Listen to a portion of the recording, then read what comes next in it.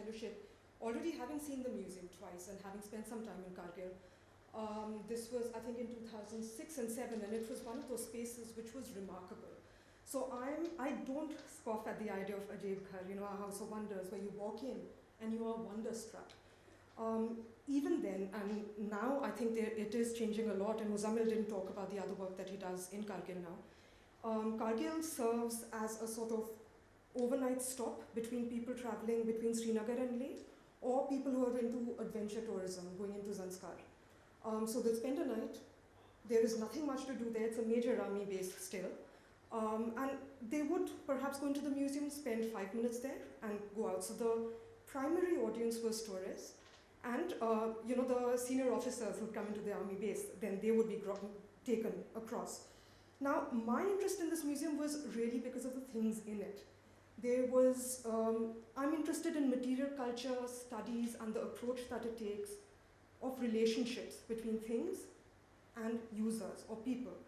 So Abir laid out the idea of objects looking at their form and the histories they tell of making.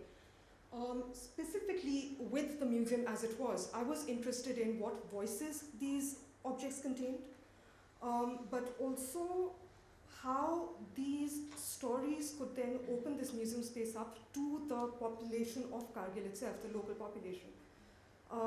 One of the first things that everybody asked me when I said I'm doing this museum project in Kargil, oh, it's a war museum, is it a war memorial museum that you're making? Because there are many of those that the army is making, whether in Dras or elsewhere. And one had to say, there was a Kargil before 99 and 2000, and that is the story that we want this museum to tell. But not just for the mainland, as it were, but for the people of Kargil itself, who do feel a sense of alienation with what is actually also a very troubled past, not just in 1947, but repeated conflicts after that as well. So I like to think of users and things, like I said, and I've worked very closely with Ejaz Munshi, Muzammil's uncle, who works as the curator, and with Gulzar, who's the director of the museum. And the process of curating was really to go into the marketplace to begin with. So I wanted to find out what it was, who were the people who, one, transported these objects.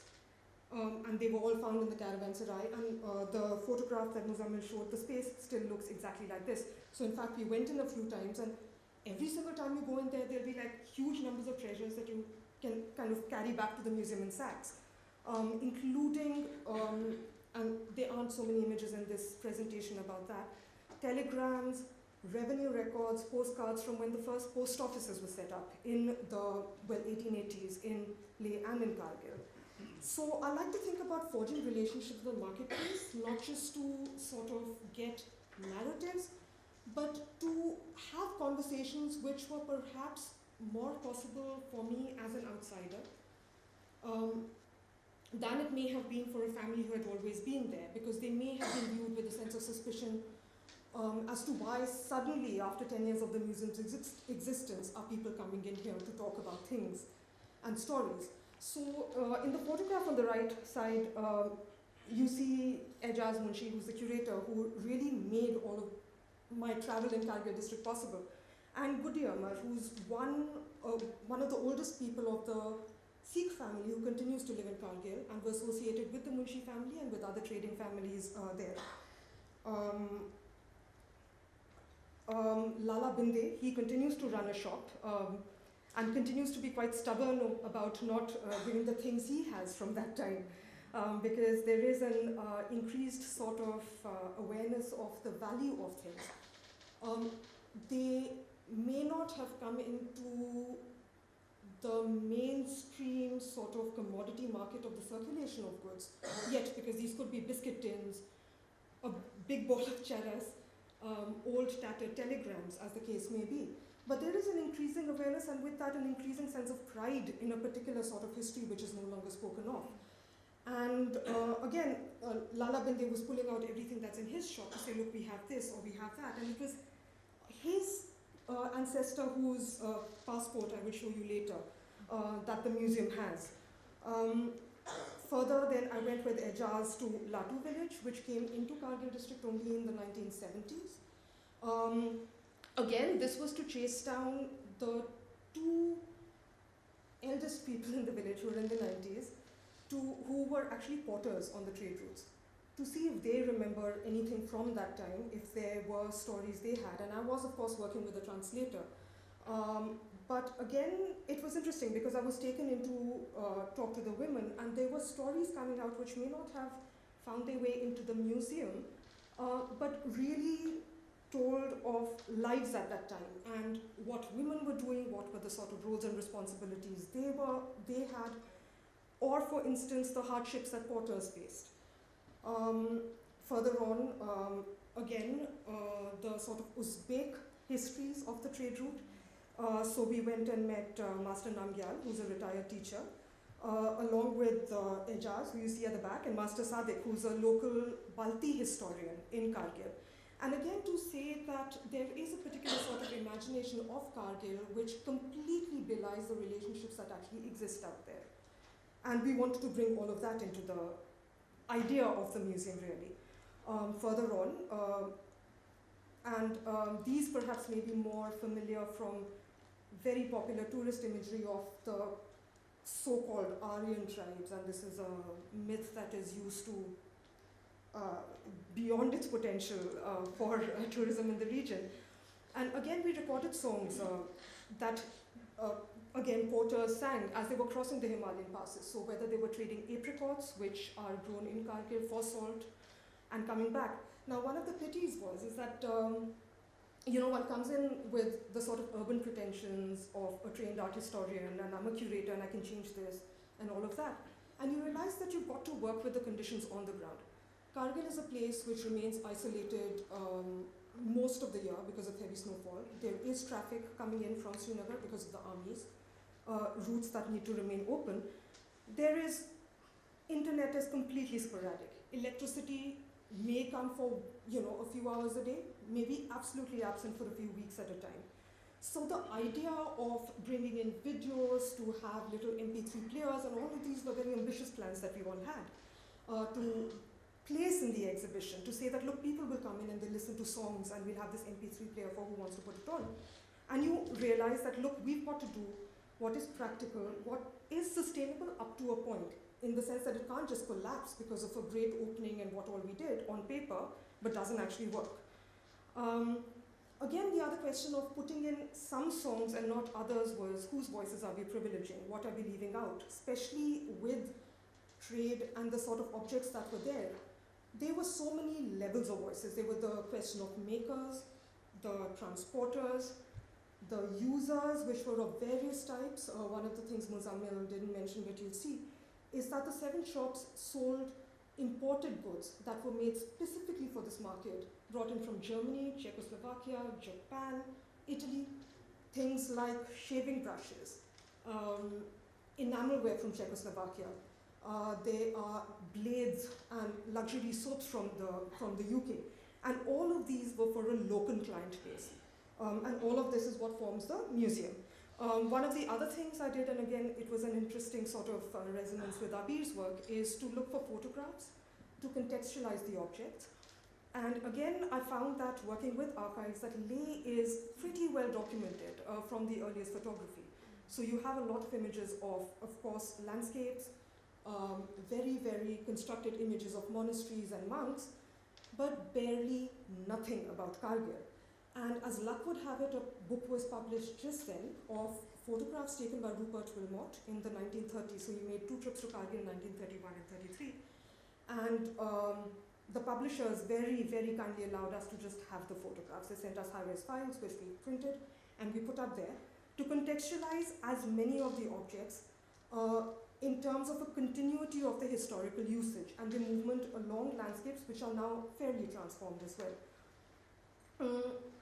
In terms of the curatorial concept, I used the sarai as the sort of underlying thematic to bring that into focus. So the first room, which, you see that there, which had a bunch of stones which are engraved with Buddhist prayers, kept there, because one of the sort of acquisition non-policies of the museum is that along with everything that was actually there in the museum, if people wanted to come and give things, they were taken because you don't refuse. So for instance, it was the first time in 10 years that we actually made an inventory of everything, opened up all the cabinets and cleaned them, and found in one of the medicine cabinet, for instance, dentures, which somebody had just dropped into the donation box, you know. Other people, when they were coming in, would be like, but we've got this old 1 rupee note, ye bhi aap rakh lijiye, because it's, you know, it's no longer in circulation, and it's very difficult to say no. The other consideration is that with the very, very harsh light and the amount of dust in the region, I did make some structural interventions. So where you see that large window, we created a very large cabinet to actually talk about the trade routes, the animals, the bags that were used to carry them, and really with a view to make things visible. Where earlier the museum was set up as a cabinets of curiosity model, I did not want to discard that completely.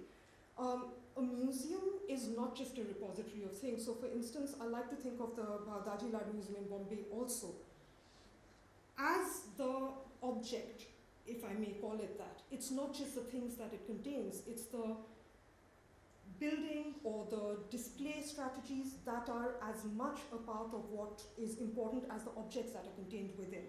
And I wanted to retain that with this museum as well.